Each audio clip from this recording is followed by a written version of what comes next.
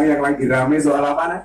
Soal toa dan gonggongan anjing atas video yang diedit dan dipotong dari Menteri Agama.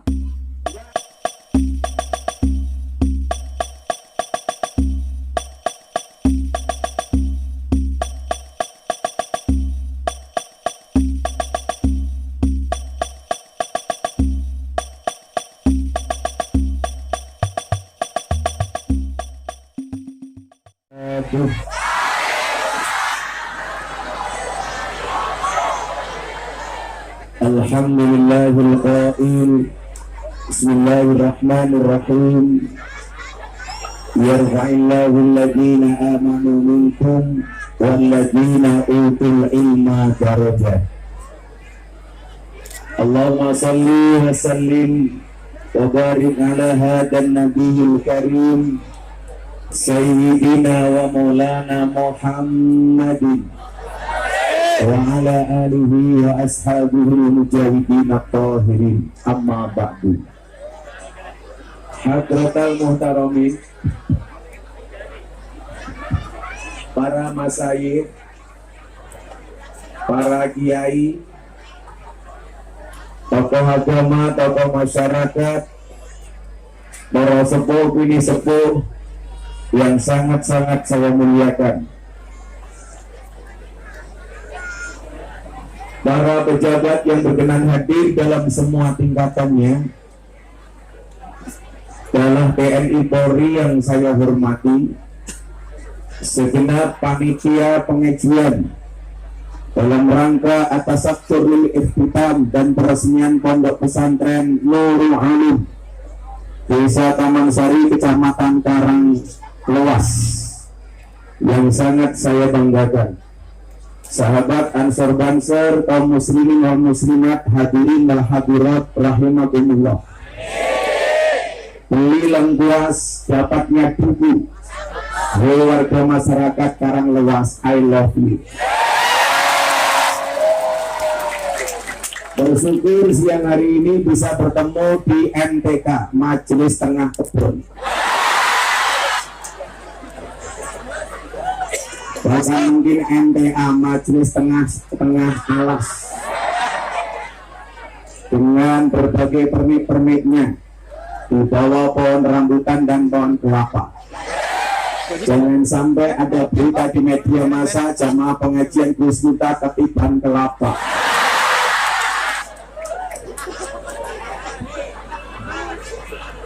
Di sana juga ada orang. Saya pikir itu kandang sapi, isinya sapi. Ternyata ibu-ibu berjilbab pink, tua jilbab pink, menjijikan sekali.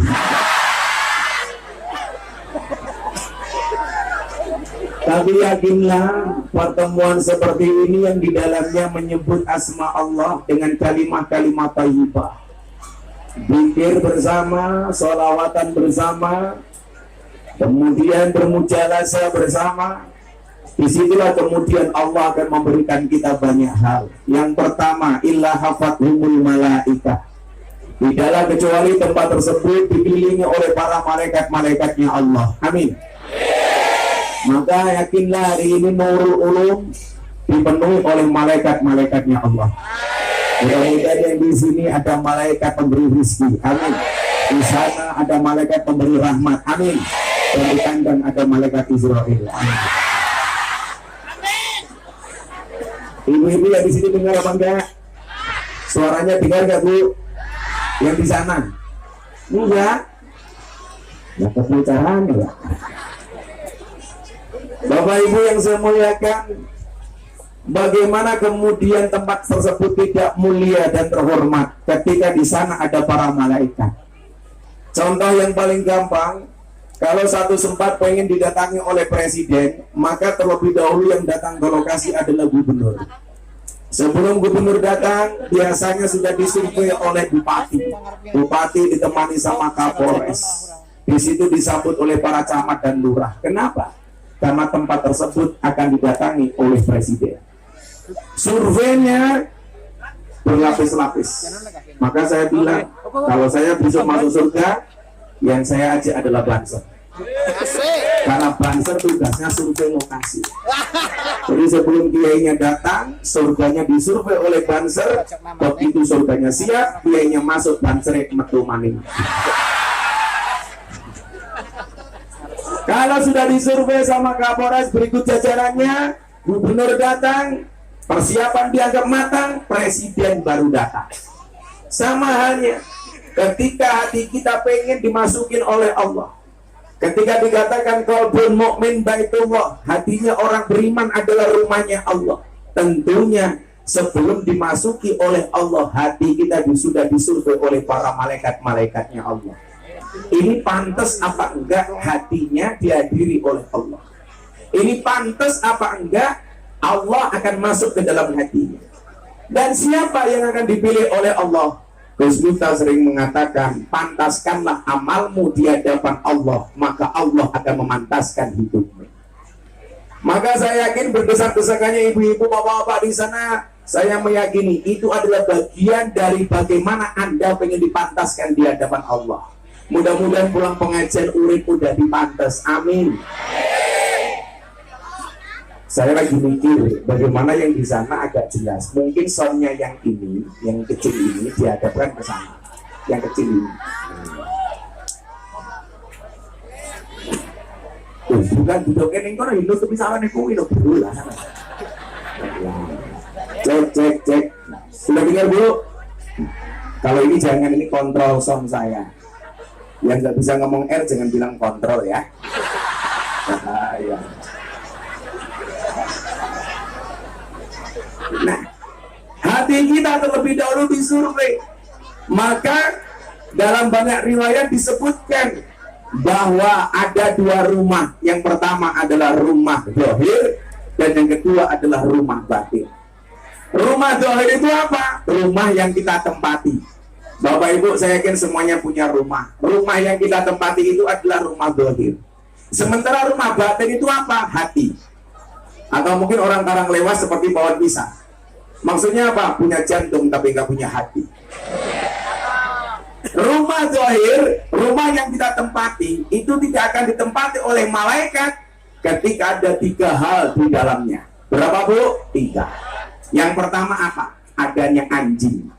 Kok omah ono asune, malaikat ra bakal mlebu. Sing kurang ajar kancane inyong. Kalau memang rumah nggak dimasuki malaikat kalau ada asune, berarti seneng. Lah ngapa malaikat Israel lah bakal mlebu? Anda salah. Yang dimaksud malaikat yang nggak mau masuk itu adalah malaikat rahmat. Kalau malaikat Israel nggak takut karo asu. Makanya kalian umat Islam tolong jangan memelihara anjing.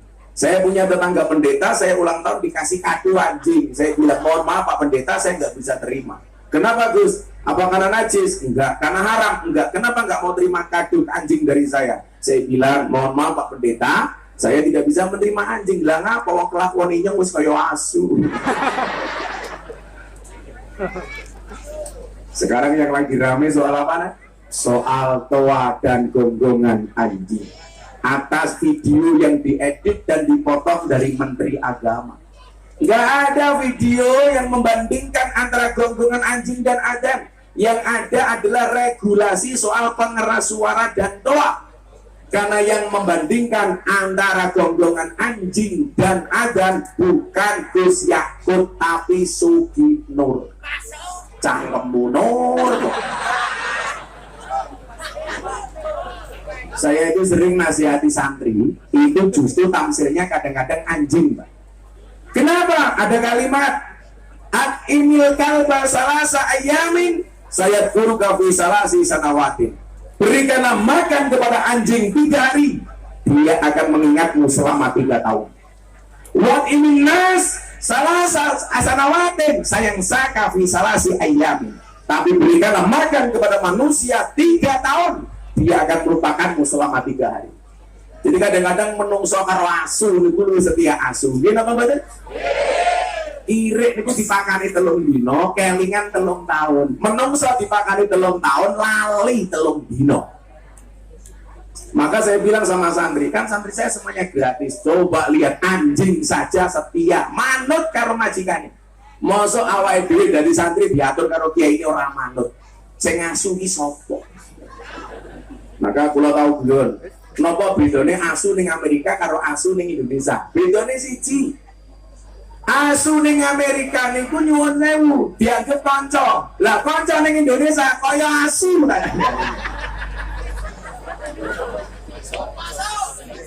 Saya sing ora krungu. Apakah Gus Miftah harus berdiri? Itulah Pak Polisi. Di mana-mana perempuan suka yang berdiri.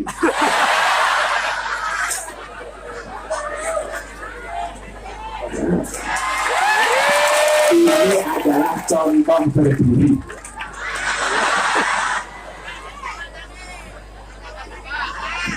Mau disuruh berdiri karena kacamatanya buka. Kalau saya buka kacamata janda pingsan.